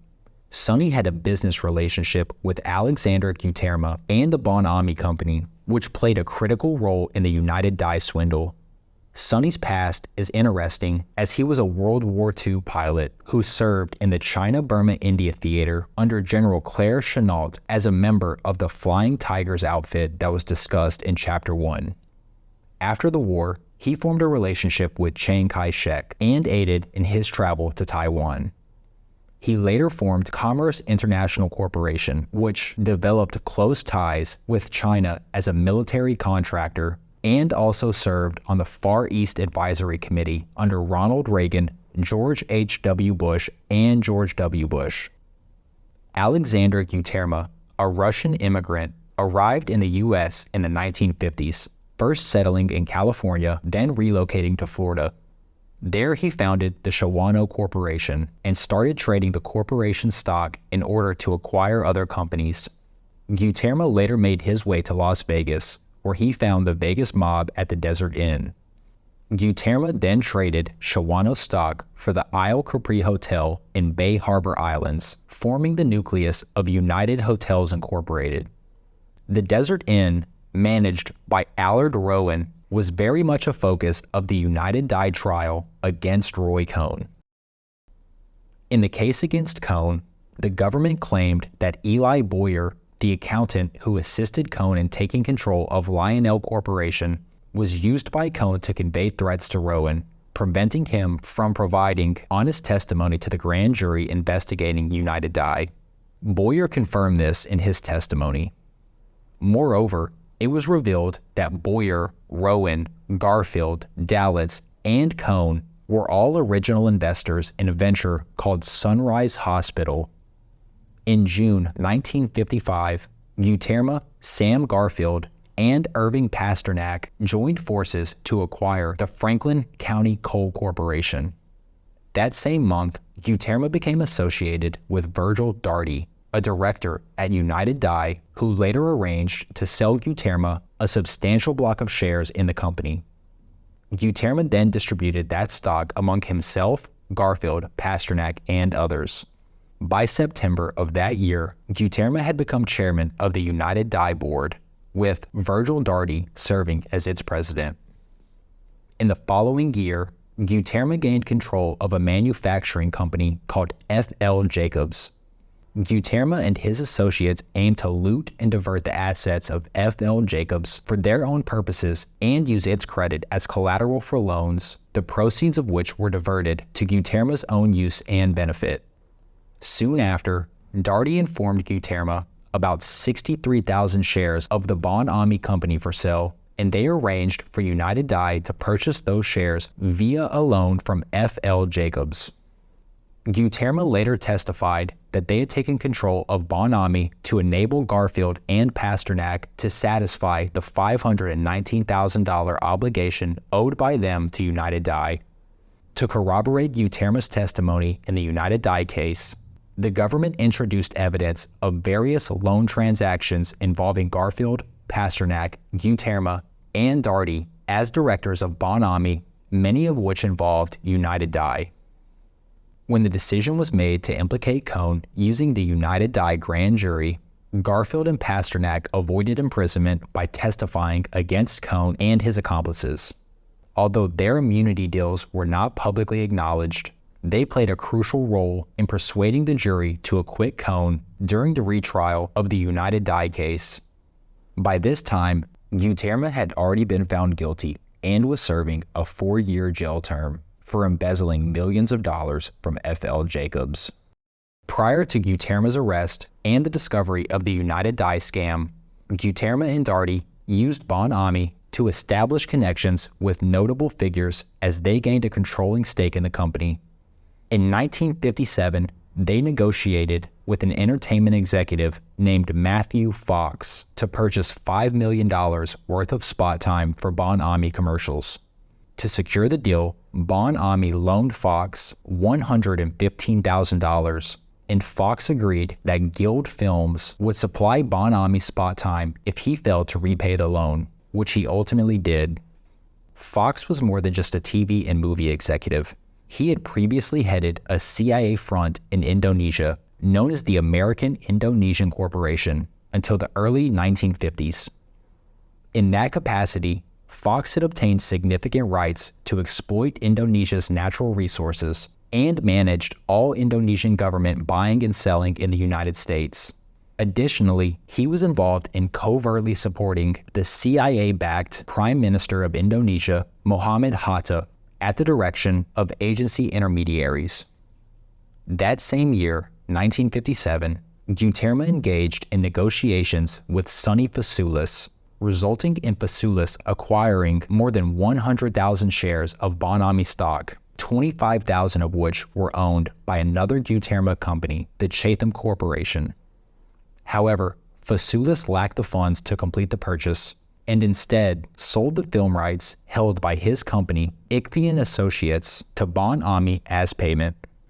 This deal, known as the Ickpian package, was designed to allow Bon-Ami to secure television spot time by transferring the package to Guild Films in exchange for the purchase of a large quantity of television spot time. Prior to their involvement in Bon-Ami, it appears that Basoulis and Fox were already part of a shadowy financial network that included Virgil Darty. In 1953, Fox served as chairman of Polo Light, a company where Basoulis was president. However, Polo Light was actually a subsidiary of Commerce International Corporation, a company with intelligence connections that Basoulis was president of. Around the same time, in 1954, Fox was reported to be president of C&C Television Corporation, a subsidiary of C&C Super Corporation, where Darty was a director. These connections suggest that Basoulis, Fox, and Darty had been linked together years before their involvement in the United Dye situation that led to Guterma's imprisonment. Around the same time the United Dye scandal erupted, an investigation was launched into the Lansing Foundation and the David, Josephine, and Winfield Baird Foundation, both of which were controlled by New York businessman David Baird. The Baird Foundation was listed as owning 24.5% of the C&C Television Corporation, which Matthew Fox ran, and the foundation also owned significant rights to several other C&C subsidiaries. The Baird Foundation's clients included several organized crime figures, such as Meyer Lansky frontman Louis Chesler, and real estate magnates William Zeckendorf and Lawrence Vine. Vine was a partner in the Desert Inn and had bought the Empire State Building from super mob figure Henry Crown, as was discussed in Chapter 1. Other high-profile clients of the Baird Foundation included Allen & Co., which later became closely involved with Les Wexner's mentor, Max Fisher, as well as the director of Maurice L. Rothschild, Nathan Cummings. Cummings was a director of Bon-Ami Company and was personally involved in selling the controlling stake of that company to United Dye when it was controlled by Guterma and Darty. Cummings subsequently departed Bon-Ami, which opened spots for Guterma and Darty to sit on the company's board. As for David Baird himself, he and Charles Allen of Allen & Co. were known to have dealings with Guterma even after the Las Vegas mob had exhausted its use of Guterma in the aftermath of United Dye's unraveling. In addition, Louis Mortimer Bloomfield, attorney for Permindex, and whose law firm was deeply enmeshed with the Bronfman family, wrote to Carlo D'Amelio of Permindex's Italian subsidiary in 1961, describing the interest that Permindex had cultivated among American businessmen, specifically David Baird, in their affairs and projects. Another interesting tie concerning David Baird was his client, Sergei Semenenko, who served as the de facto banker for the Baird Foundation. Semenenko was the vice president of the First National Bank of Boston, whose executives had close ties to the CIA. The Baird Foundation itself was later revealed to be an asset of the CIA's International Organizations Division between 1961 and 1964, and had received over $456,000 in agency funds in pass-throughs that were then piped into CIA programs in the Middle East and Africa. In addition to this direct CIA connection, there may also be a connection between David Baird and Meshullam Riklis, the man who took over Louis Rosensteel's business empire, as well as purchased his blackmail-ready townhouse around the same time. Jonathan Marshall, in his article, Wall Street, the Supermob, and the CIA, notes, not long after Semenenko left First National at the height of the 1960s merger mania, he began wheeling and dealing with Baird over the fate of Stanley Warner Corporation, a leading theater owner that Baird had advised on financial matters since 1956. The first public hint of their dealings came in November 1967, when New York City newspapers touted Baird's philanthropy by reporting that he was chairing the annual celebrity ball of the Variety Club of New York in honor of Democratic Rep. Emanuel Seller. Vice chairman for the ball were Semenenko, Stanley Warner Corporation chairman S.H. Fabian, and Meshullam Riklis, the young Odessa-born chairman of Glen Alden Corporation, a fast-growing conglomerate that was angling to acquire Stanley Warner. Marshall reveals that Emanuel Seller, once the chairman of the House Judiciary Committee, was a notable friend of Louis Rosenstiel. He also notes that David Baird received a $3 million finder's fee for his role in arranging the sale of Stanley Warner stock to the Riklis-owned Glen Alden Corporation. Shortly thereafter, Riklis, via Glen Alden, took control of Rosenstiel's Schenley Industries.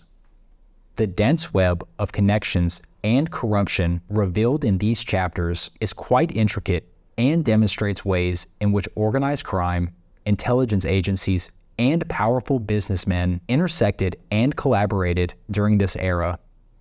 Some key figures in this network engaged in various forms of blackmail and power plays to ensure the continued growth of both their legal and illegal financial interests.